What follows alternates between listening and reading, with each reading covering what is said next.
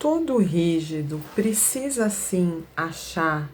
uma triangulação segura para poder consertar a triangulação edípica original que pode ter sido sim cagada.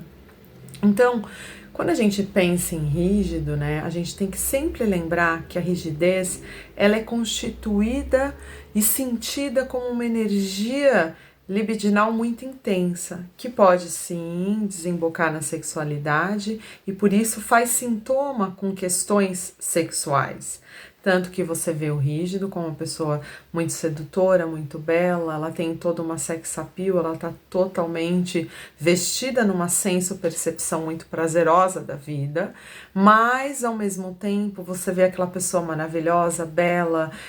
às vezes escultural, mas que ela tem uma base ali, tem algo de perturbador que fica lá latente e às vezes aparenta assim numa relação mais íntima, aparenta assim numa relação mais próxima, uma certa insegurança,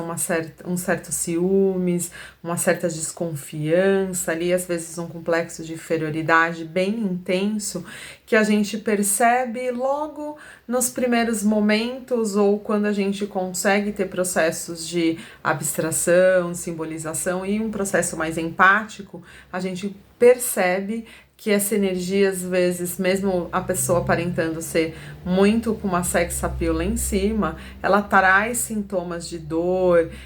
muito intensa em relação a esses sintomas. E aí o caráter rígido, ele fica muito fundamentado nessa questão constituinte, né, que é a triangulação. Por isso que o rígido, ele sempre traz uma história, ele sempre traz algo que ele sente ali no complexo como uma terceira pessoa fazendo ali algum tipo de sintoma, porque a triangulação edípica original pode ter sido percebida, subnegada, abnegada, ou mesmo criado sintoma, né, mesmo que não foi uma coisa consciente, que a gente sabe, né, que no processo, às vezes, de maternagem, a coisa acontece de uma maneira muito impensada, né, o processo de maternagem, ele ainda não é muito bem elaborado, não é muito bem trabalhado profundamente, né, nos desenvolvimento, vamos colocar assim, educacional, inclusive e tal, e nem na própria... Eu colocaria assim, até quando a pessoa está fazendo pré-natal. Então, assim, todas essas questões, antes de você ter um filho ou quando você já está ali gestando uma criança, é importante começar inclusive quem faz análise, né, antes da gravidez, tudo tem toda uma diferença, né, nesse olhar da função pai e mãe e a própria função da maternagem, porque mesmo você tentando fazer a coisa perfeita, você ainda pode cagar. Agora imagina quando você não faz nem pensado, é uma coisa que você vai não empurrando com a barriga. Então existe sim um grande potencial de erro humano nosso mesmo, de seres humanos, de falhar no processo educacional e no processo mesmo, às vezes tentando fazer o melhor, a gente às vezes acaba trincando uma parte dessa triangulação e acaba desenvolvendo um ser que às vezes fica buscando demais a perfeição, assim, quase que patologicamente, né? Aquela pessoa que trabalha o corpo e quer ficar, assim, endeusado naquilo, vai ser o melhor profissional, vai ser o melhor, entendeu? Vai ser o melhor em tudo, porém, porque tá sempre buscando fazer um tamponamento da parte onde ele sentiu que existe aquele forame, né? Não importa aqui se você tem uma questão da falta, a questão da falta é constituinte em todos os neuróticos. Então, assim, todas as neuroestruturações que são da neurose, todas são movidas por essa falta constituinte e que a gente está sempre buscando preencher, mas não de uma maneira objetal perversa, né, que é para preencher a lacuna, mas tanto que a frase, né, que viajando, que aquela frase do Lacan, né, que fala assim, amar é dar algo que não se tem para quem não quer, é justamente amar, esse amor edípico, esse forame, essa coisa, é justamente porque é tentar colocar algo nessa falta constituinte. E que no final a gente sabe que nunca preenche quando a gente tem uma neuroestruturação neurótica, quando a gente já tem a falta como constituinte do nosso ser e que a gente sabe que existe aqui uma relação tanática versus eros e que a gente vive muito mais a questão tanática porque a gente sabe da nossa finitude, mas que o eros aqui se atravessa para a gente poder simbolizar e abstrair e tentar ser mais empático possível em relação a gente mesmo. Mas quando a gente pensa nessa questão do triângulo como uma possibilidade de curar um triângulo cagado, é justamente isso, né? A função terapêutica inicial, quando a gente acolhe esse paciente, que é a primeira atitude analítica, é um acolhimento desse rígido, né? Não importa, aqui eu não estou indo para um processo de rotulação, mas eu estou fazendo um vídeo aqui que é para a gente entender a questão mesmo teórica e que vai barrar aqui na clínica, que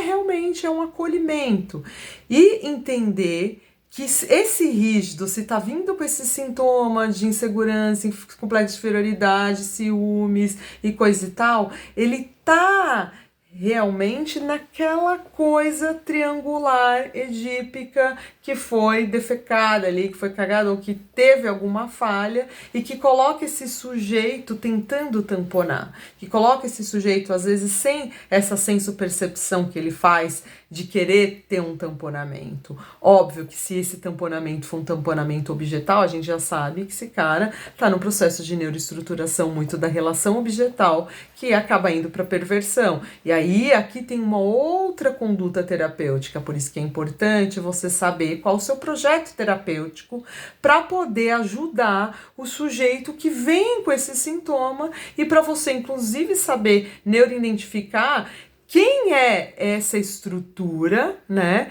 E o que dessa estrutura dentro da sua formação de caráter tem, porque às vezes você tem uma formação aqui, você tem uma formação de caráter rígida, mas numa neuroestrutura perversa. Então aqui é uma outra conotação. Às vezes você tem aqui uma neuroestrutura psicótica que o cara está totalmente foracluído e ele está totalmente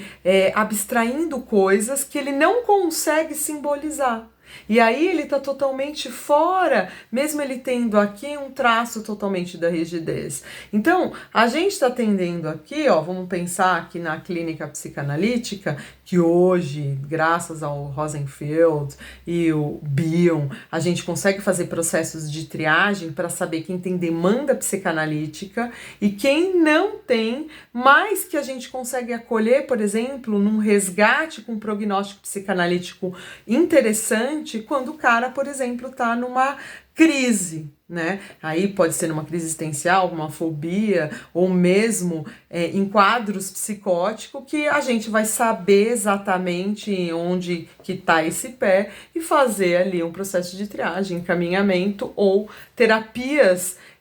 tanto com a psiquiatria quanto com outras clínicas, para poder saber exatamente acolher e dar o projeto terapêutico correto para aquela neuroestrutura. Então, assim, não é só a clínica psicanalítica, mesmo que as pessoas tentam falar assim, não existe uma universalização do atendimento psicanalítico, a clínica tem que ser feita singularmente. Exatamente, a clínica é feita singularmente, mas por um profissional ético que sabe exatamente fazer uma escuta e que essa escuta ela tem aqui uma liberdade, né, associativa no processo de associação livre, mas que essa associação livre é livre para o paciente no momento do atendimento. Para o analista, ele está analisando cada detalhe, começando de quem é esse paciente que entrou aqui, esse paciente está neuroestruturado aonde, esse paciente está me trazendo como queixa o quê, dentro dessa queixa que esse paciente está trazendo, eu tenho qual projeto terapêutico para ele, esse paciente, ele está dentro da neuroestruturação que a gente dá conta no processo analítico sozinho, esse paciente precisa, por exemplo, de um acompanhamento, às vezes é um paciente que precisa ser medicado, é um paciente que precisa de um acompanhamento com a psiquiatria, por exemplo, é um paciente que precisa de outros tipos de terapia junto, por exemplo, até nutrição, quando o paciente está com transtorno alimentar, é um paciente que tem que ter um acompanhamento com outras clínicas e outros olhares, com TO, por exemplo. Então, assim, quando você tem ali realmente um plano terapêutico, um projeto terapêutico, que você sabe no que você estrutura a sua clínica, quando você recebe qualquer tipo de queixa, ou você está recebendo aqui o rígido, que está totalmente cagado ali, tá num complexo de inferioridade, tá com ciúmes, tá com insegurança, tá passando por N questões, você vai saber exatamente como acolher esse cara, você vai saber exatamente qual é a sua função como analista, e que nesse caso é importante a gente ver sim esses aspectos fundamentais, né, nessa observação que vai dessa relação isomórfica que o paciente vai perceber, paciente analista, e que compreendendo isso, a gente faz aqui um papel transitório, como se a gente fosse um objeto transicional de funções, para detectar em que falha da maternagem carece e que realmente fez o forame nesse paciente, e que a gente tem que aqui, né, nessa transição, né, temporária, reduzir sintomas a priori, para depois, né, ir tratando esses sintomas negativos e dando outros sentidos em processos de elaboração e simbolização. Então aqui é importante sim o analista saber qual a sua posição no triângulo e possibilitar, sim, que esse paciente, dentro dessa relação isomórfica, entenda que é uma posição que é transitória, isso aqui é pro analista saber, mas para saber posicionar esse paciente, para que esse paciente se sinta acolhido e que ele não tenha os processos aqui que vão ressaltar nele também, que faz parte da sua formação de caráter, por exemplo, competição, o paciente, você não pode nunca tratar um paciente rígido de cima para baixo, hierarquicamente, mas sim tratar um paciente rígido como alguém que você está acolhendo e que você está entendendo onde está a carência dele, no que carece ali dentro daquele triângulo, né, edípico cagado, que a maternagem falhou e que nós, como analistas, vamos reproduzir, né, nesse isomorfismo, essa carência e aqui, ó, resgatar esse psiquismo e entender que ponto dessa rigidez coloca esse sujeito nesse processo de insegurança,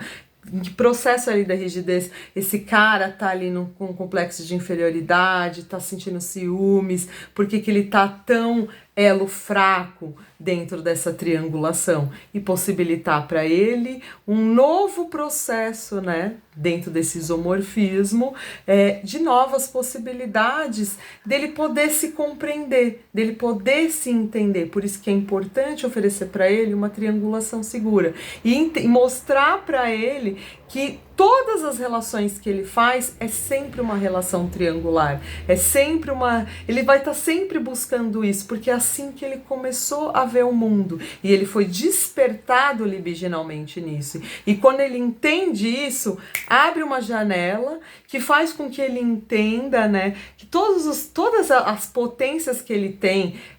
tanto conática da rigidez, que é sex appeal, que é essa questão do olhar, que é essa questão do investimento, que é essa questão de ter uma potência libidinal grande de conexão com o prazer. E quando ele entende isso, ele já não fica mais enfraquecido quanto questões de insegurança, de ciúme, de posicionamento. Esse complexo de inferioridade é automaticamente substituído por uma potência de agir maior, conática, que se liga diretamente à sua libido. Bem, é o que eu tenho pra vocês. Se fez sentido, deixa seu like aí, se inscrevam, gente. E eu tô fazendo vídeo assim no tempinho que me resta, por isso que eu não tô tanto tempo aqui mais agora no YouTube. Então aproveitem, gente.